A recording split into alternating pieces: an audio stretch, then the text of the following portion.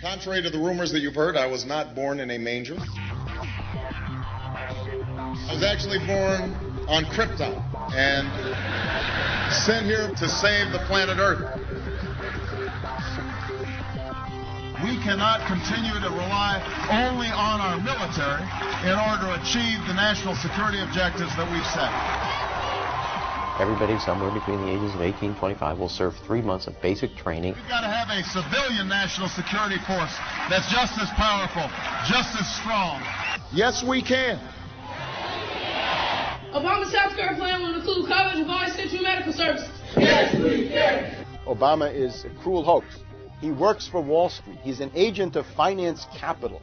Where did you come up with the number $700 billion? Here's the Treasury spokeswoman's quote. It's not based on any particular data point. We just really wanted to come up with a really big number. To Democrats and Republicans who've opposed this plan, I say, step up to the plate. A few members were even told that there would be martial law in America if we voted no. Secretary Henry Paulson is no George Washington. I don't think anyone questions, Mr. Kashkari, that you're working hard. Our question is who you're working for.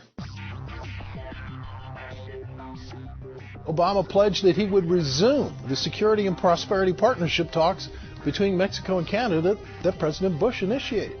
The old boss is starting to look a lot like the new boss. Robert Gates is going to remain on the job as defense secretary for at least a year. Plenty of sources knew about this meeting, told us and others that it was at Hillary Clinton's house, but clearly it wasn't. We've got to give them a stake in creating the kind of world order that I think all of us would like to see. We see you causing a depression so you can blow out the economy and consolidate it and bankrupt it. We know that you are enemies of free humanity, and we are here standing against your tyranny.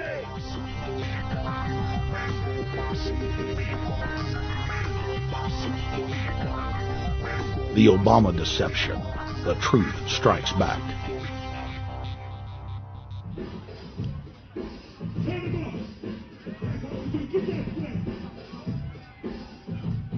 Barack is like the manager of Burger King. All presidents are, including Bush. It's like this.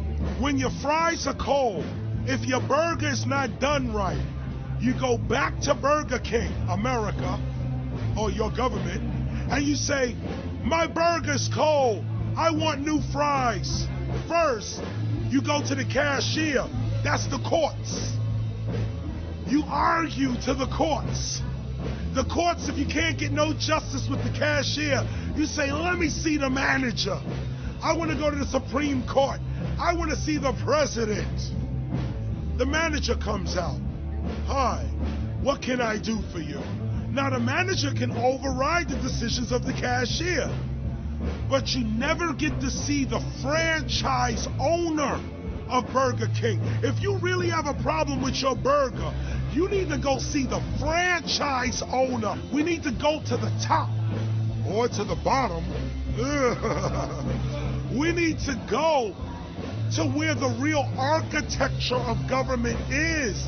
And it's not in a president. It's in a global scheme. Politics in America today is identical to pro wrestling. And what I mean by that is, in front of the cameras and the public, we all hate each other. I'm going to kick my opponent's butt. I'm going to whale him from here to high water and beat the crap out of him. Yet behind the scenes, we all are friends going out to dinner. Went to dinner together.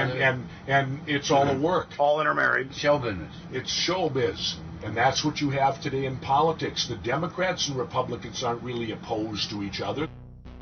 Left and right mean nothing. The only thing that counts is, are you working for Wall Street or you're trying to defend the people against the financiers? It's pretty obvious that there's some gigantic financial institutions that have been pulling the strings of politicians in this country for a long time. And there's the fact that we have it set up where they can donate millions of dollars to these guys' funds, these guys' campaigns. I mean, how do we not expect it all to go bad? America in 2009 was desperate for change. The past 8 years had been a disaster. Those weapons of mass destruction got to be somewhere. Maybe under here.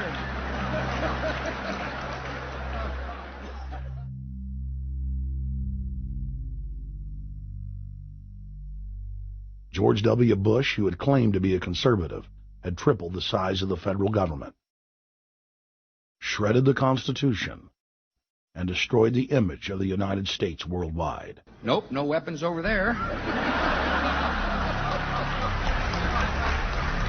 Endless wars, over 1 million dead Iraqis, and more than 5,000 dead U.S. troops. The Patriot Act, warrantless domestic wiretapping and spying, the end of posse comitatus, the rise of the treasonous North American Union, a deepening recession sliding towards total economic collapse. These factors and other abuses had the American people in a state of panic for their future and the very existence of the United States. The elite were in trouble. The people were beginning to see through their facade, past their front man, and to the ruling elite behind the throne.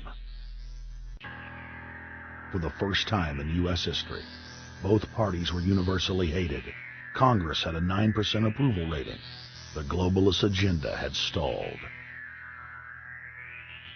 And then, onto the scene came a man who promised change. Change we could all believe in. Barack H. Obama promised to end the war and bring our troops home fast. He pledged to uphold the Constitution and to stop the federal government from spying on the American people. Candidate Obama told American workers that he was going to get them out of NAFTA and GATT, and he's already breaking those promises. In this film, we will prove that Obama says one thing and does another, and that he works for the very same elite interest that Bush served, the very interest engineering the financial collapse and formation of a dictatorial world government.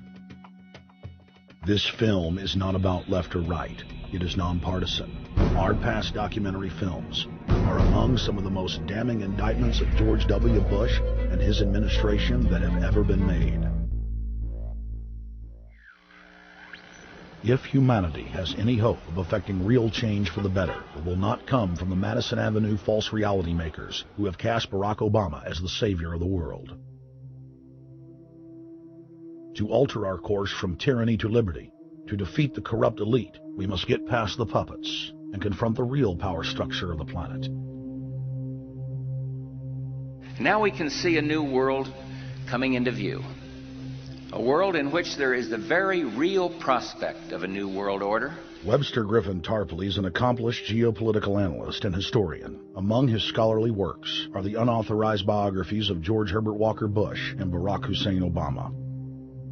Since Bush the Elder made his speech at the United Nations back in September of 1990 talking about the New World Order, I think I've become confused about what's actually going on in the world.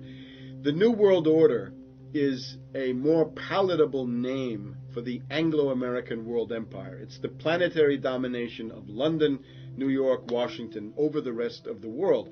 It's hard to get people to join that or think they have a part in it if you call it the Anglo-American world empire. If you call it the New World Order, then people in India or someplace like that or the European Union might think, well, there's something in that for us too. But that's not what it is. It's the Anglo-American New World Order. It's really the old world order. It's the British Empire morphing into the American Empire. The U.S.-British world empire is what you're going to get. Combines of powerful men have always battled with each other over the levers of power. Gerald Celente is recognized as one of the world's foremost trends forecasters and is the founder of the Trends Research Institute.